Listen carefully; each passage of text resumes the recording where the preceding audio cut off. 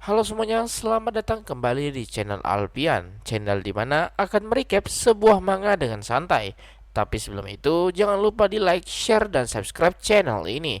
Dan juga kalian juga bisa berdonasi melalui traktir yang ada di deskripsi. Dengan begitu, bisa membuat Mimin semakin bersemangat dalam berkonten lagi. Kalau begitu, kita lanjut ceritanya, boy.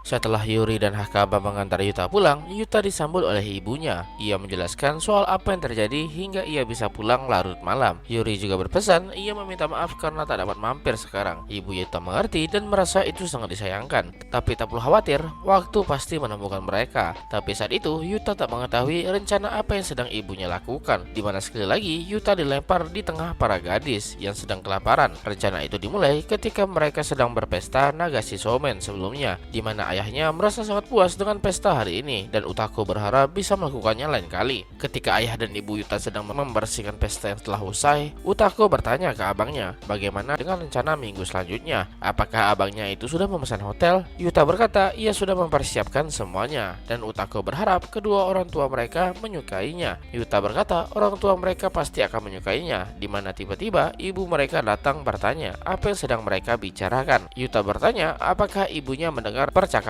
mereka. Ibunya berkata ia hanya mendengar bagian semoga mereka berdua menyukainya. Tapi siapa yang dimaksud mereka berdua itu? Utako menjadi panik dan berkata apa yang harus mereka lakukan. Yuta juga merasa ia tak bisa merahasiakannya lagi dan mungkin saja di hari itu mereka tiba-tiba punya rencana. Jadi lebih baik katakan sekarang saja. Yuta berkata ia dan Utako sudah mempersiapkan hadiah untuk hari anniversary kedua orang tuanya. Tentu itu membuat ayah dan ibunya kaget, tak percaya. Ayah Yuta tak percaya anak mereka memberikan hadiah untuk mereka, padahal ibunya merasa tak perlu melakukan hal semacam itu. Tapi kalau soal uang, Yuta punya banyak uang yang tak digunakan dan mereka hanya ingin berterima kasih atas apa yang telah kedua orang tua mereka lakukan untuk Yuta dan Utako. Ayah Yuta dengan cepat langsung memeluk Yuta dan Utako dan menciumnya, tapi itu membuat ibu Yuta menjadi marah melihat kelakuan suaminya itu. Yuta berharap ini tak mengganggu jadwal mereka saja. Sekali lagi, ibu dan ayah Yuta berterima kasih atas hadiahnya. Ibunya berkata ia sangat menghargai atas apa yang Yuta lakukan. Tapi apakah Yuta punya rencana ketika liburan musim panas nanti? Maksudnya Yuta kan mengalami patah tulang sebelumnya. Jadi itu membuat ibunya khawatir meninggalkan Yuta yang seperti itu. Tapi Yuta sendiri tak punya rencana dan berencana untuk menulis cerita saja. Ibunya menjadi panik dan berkata anaknya tak bisa menghabiskan musim panasnya seperti itu. Ayahnya juga berkata ketika Yuta sudah besar pasti ia akan menyesali karena hanya melakukan itu saja dan membuat kedua orang tuanya menangis dan membuat Yuta keheranan. Tapi tetap saja Yuta tak punya rencana apapun saat itu. Ibunya mengerti dan akan melakukan sesuatu untuk Yuta, di mana ia menghubungi seseorang dan membuat Yuta penasaran siapa yang ibunya hubungi itu. Tapi ibu Yuta merahasiakannya, di mana Yuta akan mengetahui ketika hari anniversary itu tiba. Dan di mana hari itu tiba, Utako dan Yuta memberikan bunga selamat atas hari jadi pernikahan mereka berdua, yang mana membuat kedua orang tua mereka sangat senang. Sekali lagi ayah Yuta memeluk Yuta dan Utako. Ayah Yuta juga berterima kasih soal hadiah yang Yuta berikan, di mana Yuta memesan hotel yang cukup mewah yang pastinya sangat mahal. Tapi itu karena ini adalah hari jadi ke-20 tahun pernikahan mereka. Jadi mana bisa Yuta memberikan sesuatu yang sederhana. Ibu Yuta merasa ini hadiah yang sangat luar biasa dan memeluk mereka berdua sembari berkata kalau ia menyayangi kedua anaknya itu.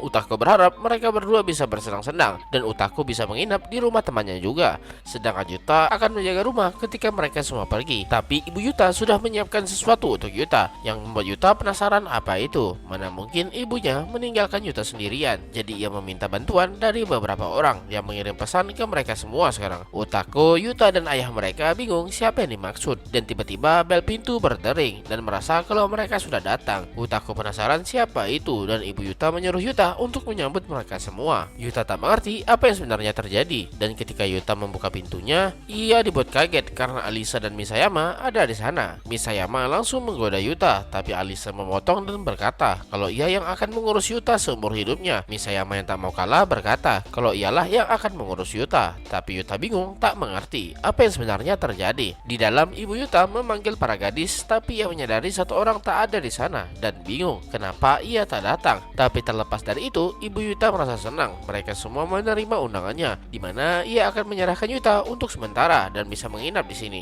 Tentu membuat Alisa dan Misayama menjadi sangat senang dibuatnya. Dan di lain sisi, Yuta menjadi panik tak mengetahui soal menginap ini sebelumnya, ibunya sudah bilang kalau Yuta harus melakukan sesuatu selama liburan musim panas. Ia tak bisa membiarkan anaknya kehilangan kesempatan ini, di mana Alisa dan Misayama tersenyum akan sesuatu. Karena mereka akan segera pergi, orang-orang ini bisa memasakkan sesuatu untuk Yuta. Dan sayangnya Yuri tak bisa datang kemari. Yuta pun mengerti dan tak percaya kalau ibunya merencanakan itu. Mengetahui hal itu membuat ayah Yuta menjadi tantrum berat. Tak percaya ketika Yuta sendirian di rumah, Yuta akan melakukan ini, lalu melakukan ini, dan terakhir melakukan ini. Membayangkan itu saja sudah membuat ayahnya cemburu berat. Yuta yang kesal berkata untuk jangan berpikir yang aneh-aneh seperti itu. Ibu Yuta langsung memukul suaminya yang menjadi aneh dan berharap para gadis bisa menikmati waktunya di sini. Tapi Yuta bertanya apakah ibunya tak masalah jika seperti ini. Tentu ibunya tak mempermasalahkan selama Yuta menggunakan pengaman, yang membuat Yuta kaget mendengarnya. Setelah itu ibu Yuta pergi, yang membuat Utako bingung pergi kemana.